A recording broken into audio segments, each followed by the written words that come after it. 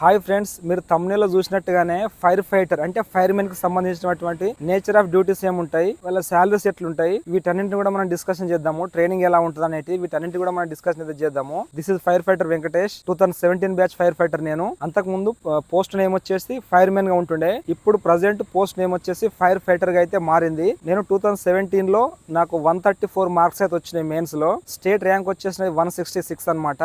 మా అప్పుడు 7 to 8 lakhs members అయితే అప్లై చేసుకున్నారు కానిస్టేబుల్ కి. అంతకు ముందు అయితే నాకు 2013 లోనే, అంటే నా ఏజ్ డిగ్రీ ఫస్ట్ ఇయర్ అప్పట్లో నాకు ఆర్ఆర్సీ గ్రూప్ డి క్రాక్ చేసిన and excise constable, RTC constable. తర్వాత ప్రజెంట్ అయితే లాస్ట్ లో నేను ఫైర్ ఫైటర్ గా సెలెక్ట్ అవ్వడం అయితే జరిగింది. మనకి TSL PRB police recruitment board మనకి కానిస్టేబుల్ నోటిఫికేషన్ రిలీజ్ చేస్తుంది కదా, అందులోనే ఈ ఫైర్ మెన్ లకు సంబంధించినటువంటి ఫైర్ ఫైటర్ లకు సంబంధించినటువంటి పోస్టులు అయితే ఉంటాయి. ఇవి డిస్ట్రిక్ట్ పోస్టులు అనమాట, చాలా తక్కువ ఉంటాయి ఫైర్ మెన్ పోస్టులు. సో అందులో మనము టాప్ ర్యాంకర్స్ కి మాత్రమే ఈ ఫైర్ పోస్ట్ అనేది వస్తూ ఉంటది సాధారణంగా. సో ఈ ఫైర్ పోస్ట్ వచ్చిన తర్వాత మాకు ఎట్లా ఉంటుంది అంటే ట్రైనింగ్ అనేది 4 months ట్రైనింగ్ పీరియడ్ అనేది ఉంటది. ఎస్టీఎస్ హైదరాబాద్ లో ఉంటది. అయితే ఈ ఫైర్ మెన్ పోస్ట్ మనం డిస్ట్రిక్ట్ లో కనుక సెలెక్ట్ అయిన తర్వాత మనకు ట్రైనింగ్ ఎట్లా పంపిస్తారంటే, ట్రైనింగ్ కంటే ముందు మనకి పోస్టింగ్ ఆర్డర్ అయితే ఇస్తారనమాట. పలానా స్టేషన్ అని చెప్పేసి అలాట్మెంట్ చేసేసి ఆ స్టేషన్ తరపున అయితే ట్రైనింగ్ అయితే పంపిస్తుంటారు. ఆ ట్రైనింగ్ లో మనకి 4 months ట్రైనింగ్ ఉంటది. అందులో మనకు ఫుల్ శాలరీ వస్తుంది. అనంటే ఇప్పుడు వేరే పోలీస్ ట్రైనింగ్ వాళ్ళకి స్టైఫండ్ వస్తుంది కదా, ఫైర్ మెన్ కి అట్లా కాదనమాట, ఫుల్ శాలరీ వస్తుంది.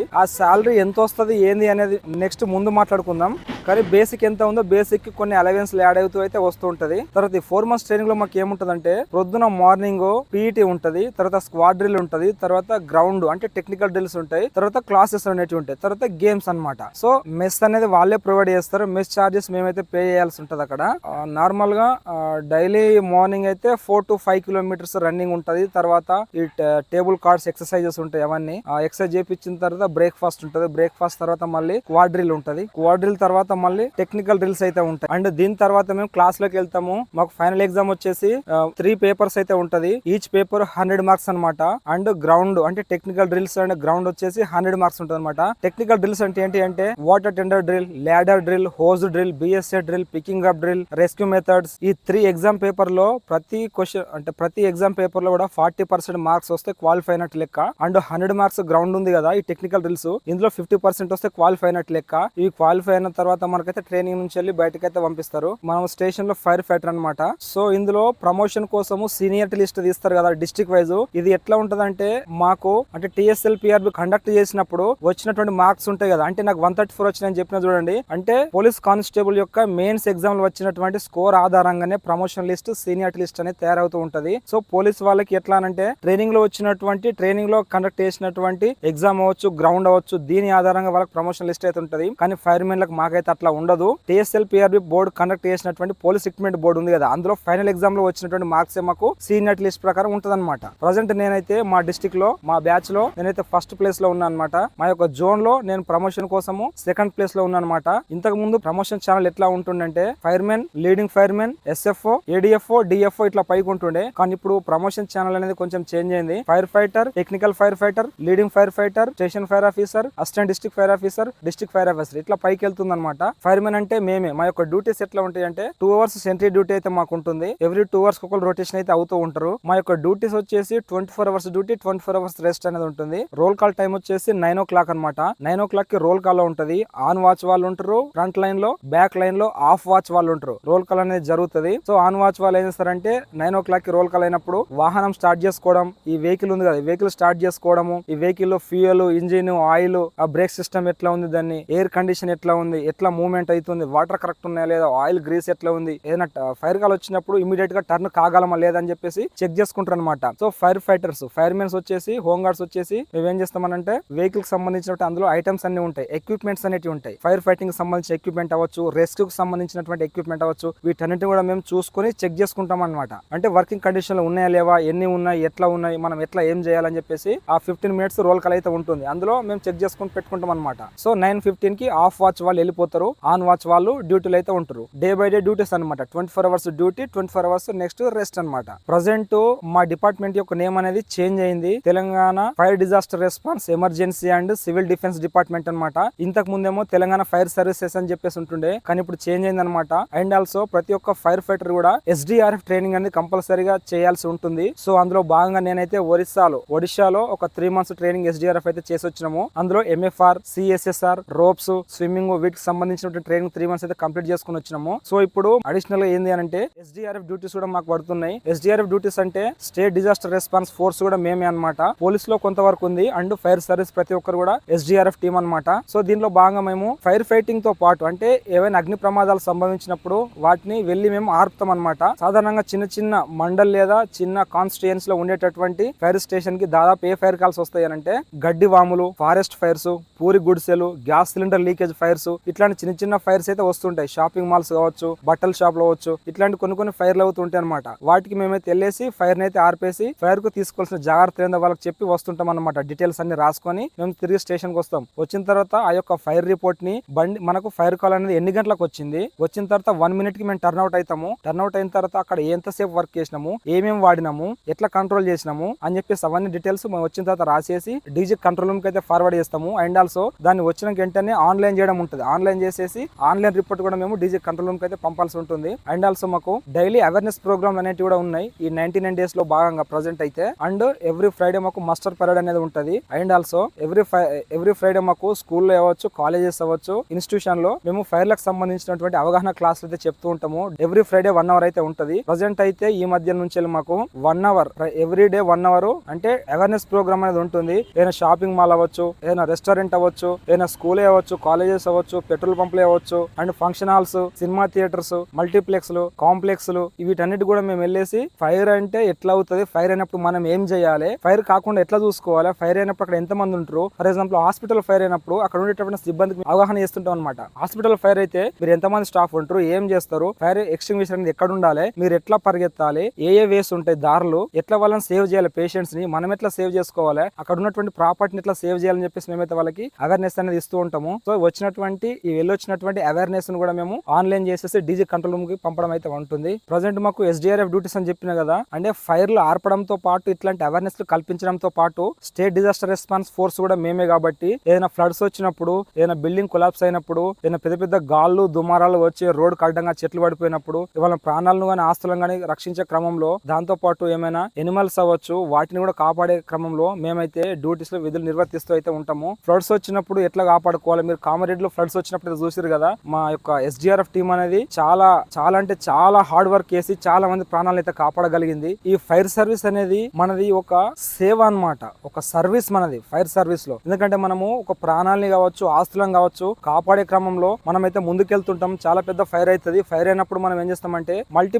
మల్టీ కాంప్లెక్స్ అవ్వచ్చు, పెద్ద పెద్ద షాపింగ్ మాల్స్ అవ్వచ్చు, పెద్ద పెద్ద రెస్టారెంట్లు అవ్వచ్చు. ఇప్పుడు మన దగ్గర అంటే విలేజెస్ లో ఇట్లాంటి చిన్న చిన్న ఫైర్లు అవుతూ ఉంటాయి, రూరల్ ఫైర్స్ అయితే. ఫర్ ఎగ్జాంపుల్ టౌన్ అవ్వచ్చు, మెట్రోపాలిటన్ సిటీస్ అవ్వచ్చు, వీటిలలో పెద్ద పెద్ద ఫైర్లు అయినప్పుడు ఆ స్మోక్ కి మేము తట్టుకోవడం కోసం ఏం చేస్తాము అంటే మా దగ్గర BS సెట్ అని చెప్పేసి ఉంటుంది, బ్రీతింగ్ ఆపరేటర్ సెట్. సో అందులో నేచురల్ ఎయిర్ కంప్రెస్ అయ్యి నిండి ఉంటుంది అనమాట. అందులో 350 bars సిలిండర్ ఉంటుంది ప్రజెంట్ మా దగ్గర. అందులో 300 and above గ్యాస్ ఉన్నప్పుడు మేము దాన్ని ధరించుకుంటాం అనమాట. దాన్ని వేర్ చేసి ఆర్టిఫిషియల్ అంటే నేచురల్ గాలే దాంట్లో ఉన్నది, మేము మాస్క్ అయితే పెట్టుకున్న సిలిండర్ అయితే ధరించి మేము ఫైర్ ఫైటింగ్ చేయడానికి అయితే ముందుకైతే వెళ్తుంటాం అనమాట. అండ్ దీన్ని ధరించడానికి మెయిన్ ఇంకా రీజన్స్ ఏంటి అంటే పాయిజన్ గ్యాసెస్ అనేవి ఉన్నప్పుడు మనం వెళ్తే మనం ఆ గ్యాస్ ని పీల్చుకొని చనిపోతాం కదా. సో అట్లా ఈ స్మోక్ అవ్వచ్చు, హెవీ పాయిజన్ గ్యాసెస్ అవ్వచ్చు. ఫర్ ఎగ్జాంపుల్ ఏదైనా ఒక పాత బావి గానీ, ఏదైనా చాలా లోతు గొయ్యి గానీ అందులో పడిపోయినప్పుడు వాళ్ళని మేము తీసే క్రమంలో ఏం చేస్తామంటే ఈ BS సెట్ ను వేర్ చేసుకొని దిగుతాం అనమాట. సో అందులో చాలా లోతు గుంత గానీ, ఆ గోతి గానీ, ఆ బావి గానీ ఉన్నప్పుడు చాలా రోజుల నుంచి వెళ్ళి అది వాడకంగా ఉండకపోతే అందులో పాయిజన్ గ్యాసెస్ అనేటివి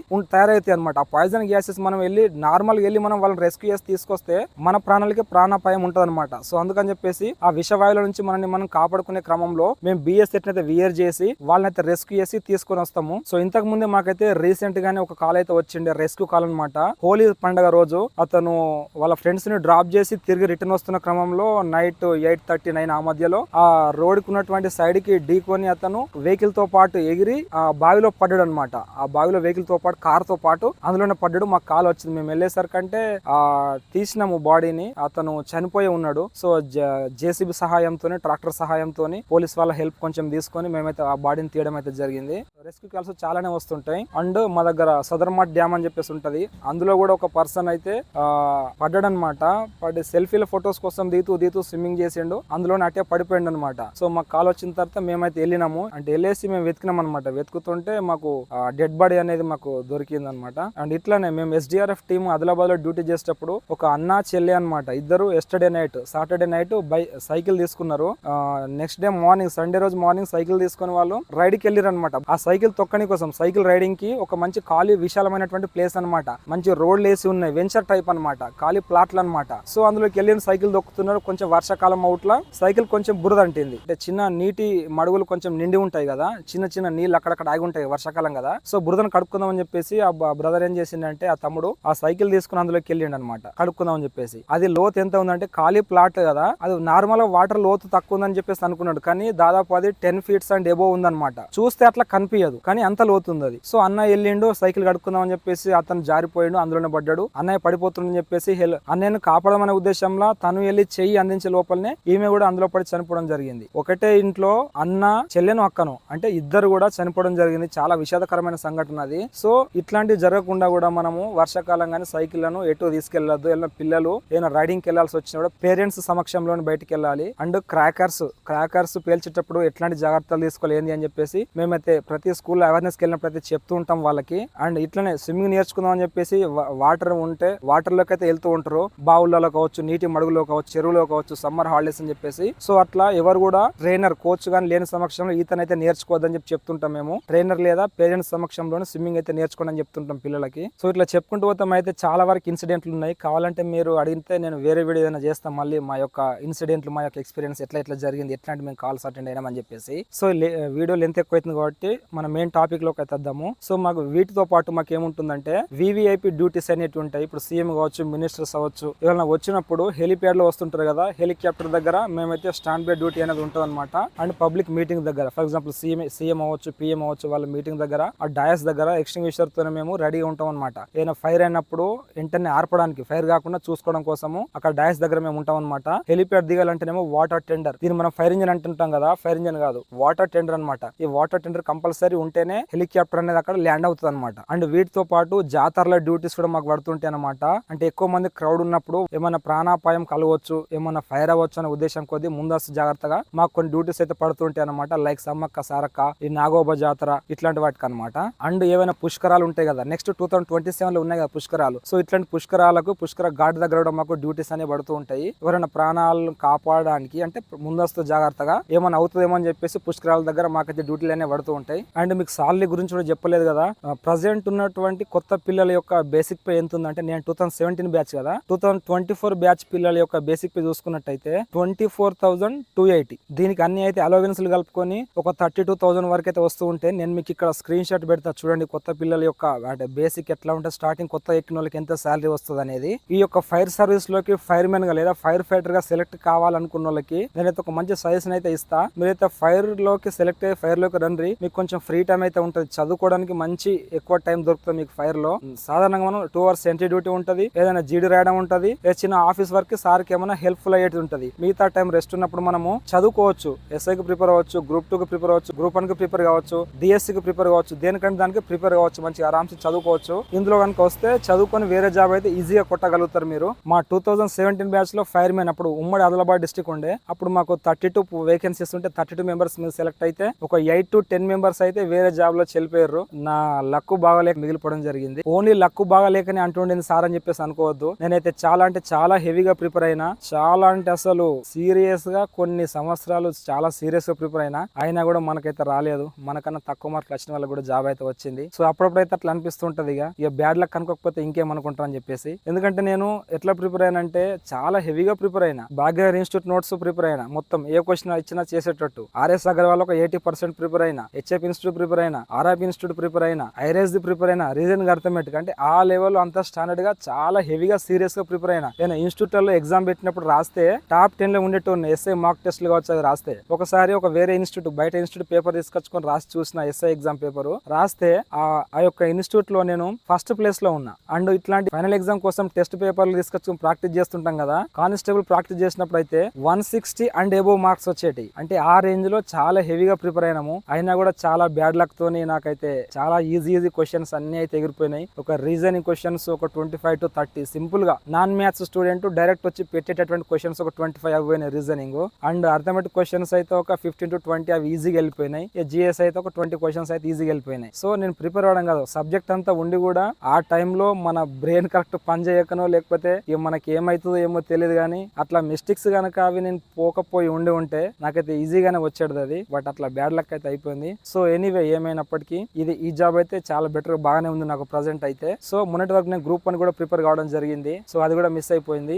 ఎట్ ప్రజెంట్ అయితే ఈ విధంగా మీకైతే నేను గైడెన్స్ అయితే సజెషన్స్ అయితే అందిస్తూ ఉంటా. ఫర్ మోర్ వీడియోస్ ఏమన్నా మీకు డౌట్స్ ఉన్నా ఏమైనా మోటివేషన్ తక్కువ కూడా మన ఛానల్ ఓపెన్ చేసి చూడండి. మీకు నేను మోటివేషన్ ఇవ్వడం కోసం అయితే ఖచ్చితంగా నా వంతు ప్రయత్నం అయితే చేస్తూ ఉంటా. ఫర్ మోర్ అప్డేట్స్ మన ఛానల్ అయితే తప్పకుండా సబ్స్క్రైబ్ చేసుకోండి. థ్యాంక్ యూ సో మచ్ అండి. Thanks for watching. జై హింద్.